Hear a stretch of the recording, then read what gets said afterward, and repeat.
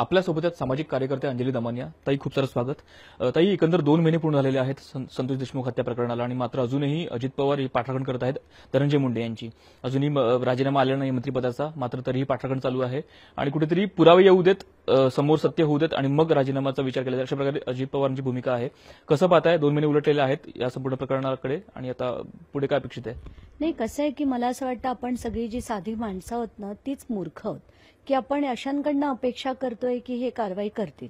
आता ते कालची जी बैठक होती त्याच्यात कोण 4 जण होती, तर अजित पवार होते, सुनील तटकरे होते, ज्यांनी एवढा मोठा सिंचन घोटाळा केला करून त्यांच्यावर चार्जशीट फाईल झाले, सगळं फाईल झालं होतं, तपास बंद करण्यात आले कारण ते भाजपमध्ये गेले.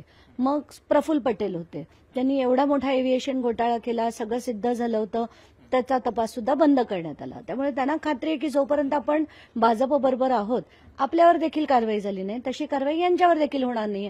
म्हणून यांच्याकडनं अपेक्षा करणं मुळात चुकीचं आहे असं मला वाटतं, आणि जोपर्यंत कोर्टाचा तडाखा येणार नाही तोपर्यंत हे काही करतील असं वाटत तरी नाहीये सध्या.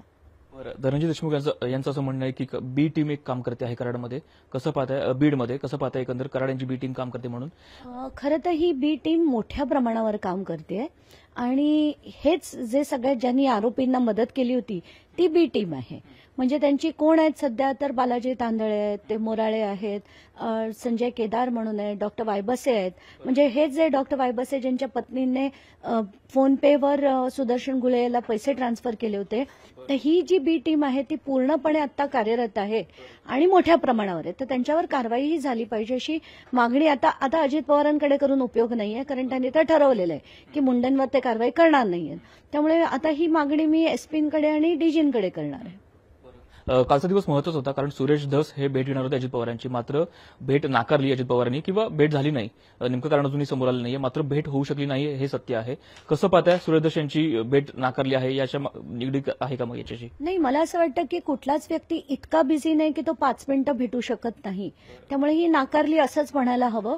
आणि ही जर नाकारली असेल तर त्यांना आता आपली सगळ्यांचीच खात्री पटली आहे की अजित पवार हे कारवाई करणार नाहीच आहेत. त्यामुळे आता यांच्याकडनं अपेक्षाच आपण ठेवून उपयोगाचं नाहीये. आता जे करायला पाहिजे ते कोर्टात थ्रूच केलं पाहिजे अशी माझी स्पष्ट भूमिका आहे.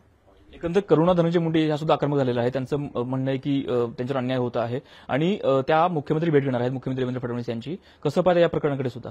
नाही, ते त्यांचा वैयक्तिक विषय आहे, त्यांनी मुख्यमंत्र्यांची जरूर भेट घ्यावी याच्यात काही शंका नाहीये. पण आताच्या घटकेला मला असं वाटतंय की त्यांनी जे अॅफिडेव्हिटवर अमुक गोष्टी आल्या नाहीत असं म्हटलंय, त्या अॅफिडेव्हिटवर हे देखील आलं नाहीये की राजश्री धनंजय मुंडे या ज्या कंपनीजमध्ये आहेत त्याच्यापैकी टर्टल लॉजिस्टिक नावाच्या कंपनीचा उल्लेख त्यांच्या अॅफिडेव्हिटमध्ये नाहीये. बाकी अनेक अर्थकारणाचे मुद्दे त्यांच्या याच्यात आलेले नाहीयेत. ते मी आता लवकरात लवकर मांडणार आहे. आणखी काही 3 वेगळे विषय आहेत. एकंदर काल अजित पवारांचं म्हणणं होतं की राज्याची आर्थिक परिस्थिती बिघडलेली आहे आणि त्यामुळे या ज्या योजना आहेत मागील सरकारने सुरू केलेल्या योजना काहीच्या बंद होणार आहेत, आणि एकंदर आर्थिक चणचण असल्या कारणाने लाडकी बहीण योजना सुद्धा त्याचे निकष बदललेले आहेत किंवा अगदी कठोर केलेले आहेत. कसं पाहता या संपूर्ण परिस्थितीकडे? मग आता मला ना या लोकांना काय बोलावं कळत नाही. म्हणूनच मी नेहमी म्हणते, हे 10वी पास अर्थमंत्री जर महाराष्ट्राला लाभले असतील त्यांच्याकडनं आपण अपेक्षाच काही करू शकत नाही. आता प्लॅनिंग, आता आपल्या घरचं बजेट असलं तर आपण आधी प्लॅन करतो आणि मग खर्च करतो. हे आधी खर्च करतात मग प्लॅन करतात. तर आताच्या घटकेला गेले 10 वर्ष तर अजित पवारच आहेत अर्थमंत्री.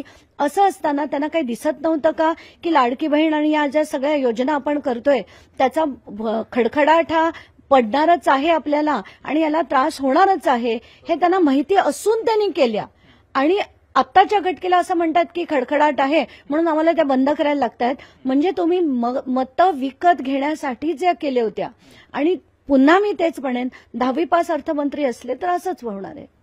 आणखी एक वेगळा विषय आहे. मुंबईचं पेटंट ऑफिस जे वडाळा अँटॉफिल इथे आहे ते दिल्लीला हलवण्याचे जे प्रयत्न ते सध्या सुरू झालेले आहेत, आणि एकंदर याच्या आधी आयएफसी सेंटर असेल किंवा एअर इंडियाची इमारत असेल ती देखील आपल्याला तिथे हलवलेली पाहायला मिळाली. कसं पाहताय? मुंबईचं आर्थिक महत्व कमी केलं जातंय का? कुठेतरी त्याचा प्रयत्न होताना दिसतोय आपल्याला, कारण हे देखील ऑफिस अतिशय महत्वाचं होतं पण ते पण मुंबईतनं बाहेर हलवण्यात आलंय. मला असं वाटतं हळूहळू सगळीच ऑफिसेस ते बाहेर काढतीलच असं स्पष्टच दिसतंय चित्र आपल्याला. आगामी मुंबई महानगरपालिका निवडणुका आहेत त्या दृष्टीने कुठेतरी राजकीय खेळी होते का? नाही, आत्ताच्या घटकेला तसं नाही म्हणता येणार, पण मोठ्या प्रमाणावर हे सगळं चाललेलं आहे. मग जे इथले अमुक अमुक इंडस्ट्रीज आहेत त्या देखील गुजरातला हलवत आहेत, इथले जे ऑफिसेस आहेत ते देखील दिल्लीला हलवत आहेत. त्यामुळे मुंबईचं त्यांना कुठेतरी महत्व कमी करायचं आहे असंच दिसतंय आपल्याला. अगदी शेवटचा प्रश्न, दिल्लीमध्ये निवडणुकांचा निकाल लागलेला आहे, त्याला आठवडा उलटला, मात्र कुठेतरी अजूनही त्यावर संभ्रम कायम आहे. आम आदमी पार्टी, ज्यामध्ये तुम्ही तुमचा अनुभव देखील तुमचा होता, कसं पाहते त्यांची एवढी मोठी हार झालेली आहे, कसं पाहते या चित्राकडे, या निवडणूक निकालाकडे? नाही, मला असं वाटतं की तो एक पर्यायी अशी व्यवस्था, असा पक्ष स्थापन केला होता आम्ही सगळ्यांनी, आणि एका वेड्या भावनेने की आपण हा देश बदलूया. आणि त्याच्यात आपण बघतोय पदोपदी आता एवढं चांगलं काम करून, एवढ्या चांगल्या शाळा म्हणा, हॉस्पिटल्स म्हणा, दवाखाने म्हणा, की ज्याचं रेप्लिकेशन पूर्ण देशभरात झालं, असं असताना तिथे त्यांना निवडणुकीत हरवणं आणि कुठच्या टोकाला जाऊन अलिगेशन्स करून त्यांना हलवलं, तर ते बघून दुःख होतंय की त्यांना तिथे अरविंद केजरीवालला इतकं टॉर्चर केलं आणि इथे महाराष्ट्रातल्या 70,000 कोटी घोटाळे करणाऱ्या लोकांना तुम्ही अगदी बाजूला मांडी लावून बसवताय. काय म्हणायचं या मोदी सरकारला, मला तेच कळत नाहीये. तर या होत्या अंजली दमनिया, ज्यांनी अनेक विषयांमध्ये हात घालत आपली भूमिका जी आहे ती स्पष्ट केलेली आहे. कॅमेरामन रोहितसह भूषण शिंदे, लोकशाही मराठी, मुंबई. लोकशाही मराठी, ऐका, पहा, जागरूक रहा.